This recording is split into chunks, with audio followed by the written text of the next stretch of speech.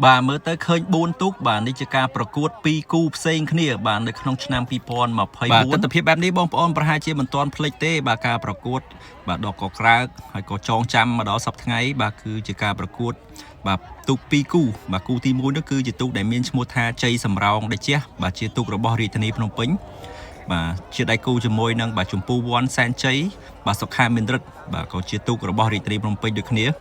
បាទចំណែកគូទី2នេះគឺជាការប្រកួតរវាងបាទនរិនរាំងសីពិជ័យចិត្តបុត្របាទជាទូករបស់ខេត្តបាត់ដំបងដៃគូជាមួយនឹងបាទទូកដែលមានឈ្មោះថាសារ៉ាត់សែនជ័យបាទរមែនតុងសបាទជាទូករបស់ខេត្តព្រៃវែងបាទវីដេអូនេះខ្ញុំបានផុសរួចម្ដងមកហើយបាទឥឡូវ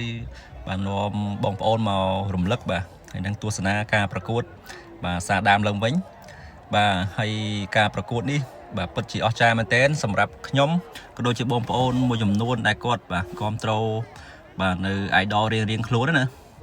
បាទចេញមក4ទូកនេះបាទខ្សែទឹកខាងក្នុងបាទមានតែមានឯកសណ្ឋានពណ៌លឿងនេះគឺជាទូកជ័យសំរោងតាជះបាទបន្ទាប់មកទៀតនោះគឺបាទឯកសណ្ឋានពណ៌ក្រហមក៏បាទទូកបាទឈុតពណ៌សនោះគឺជាទូកបាទនរិនរាំងសីពិជ័យចិត្តបុត្របាទបន្ទាប់មកទៀតគឺបាទសារ៉ាត់សែនជ័យបាទរមែងអន្ទង់សបាទចំណែកខ្សែទឹកខាងក្រៅគេនោះគឺជាទូកដែលមានឈ្មោះថាចម្ពូវ័នសែនជ័យសុខាមានរិទ្ធបាទទន្ទឹមគ្នាតែ4ទូកបងប្អូនខ្លះក៏ឆ្ងល់ថាមិនក៏ប្រឡែងទូកមកបាទជាប់គ្នាអញ្ចឹងបាទបងប្អូនខ្លះក៏គាត់ថាបាទមកពីទូកបាទគូទី2បាទគឺបាទគូទូកនរិនរាំងសីវិជ័យចិត្តបុត្រនិងបាទទូកសារ៉ាត់សែនជ័យបាទរមែងអន្ទង់សបាទមានលបឿនបាទលឿនបាទអាចមកតនៅគូទី1បាទនៅខាងមុខ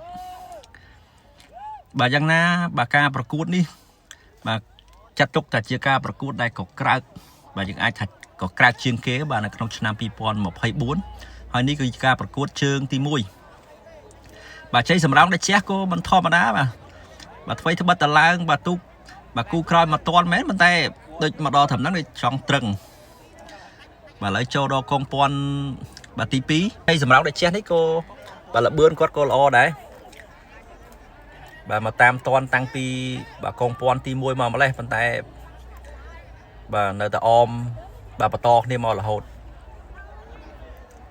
បាទសម្រាប់ជើងទី1នេះបើចាំអត់ខុសទេបាទគឺបាទគូទី1គឺបាទជ័យសំរោងតាជះបាទឈ្នះទៅលើចម្ពូវ័នសែនជ័យសុខាមានរិទ្ធបាទគូទី2នោះបាទនរិនរាំងសីជាមួយនឹងសារ៉ាត់សែនជ័យបាទរមែងអន្ទង់សបាទគឺសារ៉ាត់សែនជ័យបាទរមែងអន្ទង់សបាទឈ្នះសកត់តែបន្តិចទេបាទសម្រាប់ជើងទី1បាទវីដេអូនេះខ្ញុំអត់មានជើងទី2ទេបាទជើងទី2ដូចជាបាទរលប់វីដេអូបាត់ទៅហើយ